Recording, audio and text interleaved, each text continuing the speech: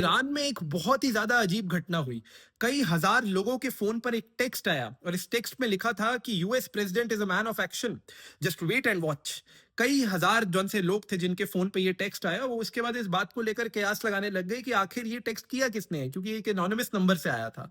पर जो असली क्वेश्चन है, जो असली बात इस चीज़ से समझने वाली है, वो ये है कि आखिर यूएस जैसा दुनिया का सबसे ताकतवर देश किन-किन फ्रंट्स पे जा सकता है एक देश को बर्बाद करने के लिए? किस-किस टाइप की वॉर स्ट्रैटेजीज़ को यूज़ कर सकता है? आइए ईरान के एग्ज़ाम्पल से समझते हैं। तो जो ईरान है उस पर यूएस ने सबसे पहले लगाए बहुत सारे इकोनॉमिक सैंक्शंस। लगभग 2025 की स्टार्ट से, खासकर अगर आप देखें ट्रंप के पावर में आने के बाद, जो ये सैंक्शंस हैं इनकी फ्रीक्वेंसी इतनी ज़्यादा है कि लगभग हर 5 से 7 दिन में आपको कोई ना कोई सैंक्शन जो है वो ईरान पे लगा हुआ, या फिर उसमें कोई ना कोई जौन-सी डेवलपमेंट है वो आपको नज़र आ जाएगी। इसके बाद जब ईरान की इकोनॉमी इन सैंक्शन से कमजोर हो गई, तो यूएस ने दूसरी स्ट्रेटेजी का यूज किया, जिसमें उसने एम्बार्गोज लगाए ईरान के ऊपर, तेल खरीदने बेचने पर रोक लगाई, लगभग हर टाइप की ट्रेड को ब्लॉक करने की कोशिश करी। इंडिया जैसे देश जिनकी इन्वेस्टमेंट थी ईरान में, उनके ऊपर प्रेशर डाला कि चबाहर पोर्ट, जो इंडिया की इन्वेस्टमेंट थी, इसके कारण अभी के जो से रिसेंट बजट में उन्होंने इसके ऊपर जीरो इन्वेस्टमेंट भी दी।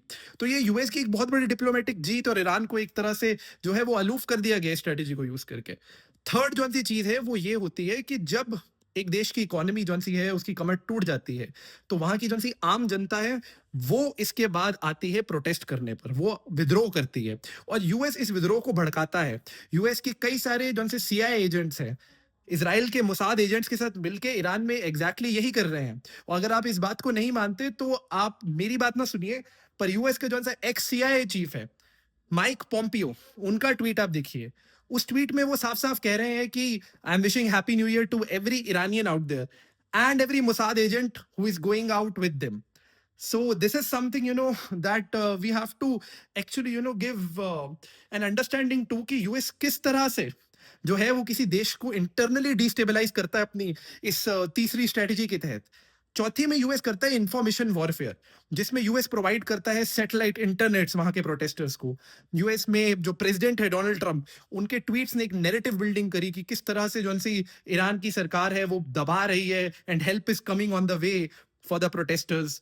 ये जो सी चीजें हैं, ये सब चीजें यूएस यूज करता है। और ये हाल ही में जो मैसेज है, ये भी एक इंफॉर्मेशन वॉरफेयर का ही पार्ट है।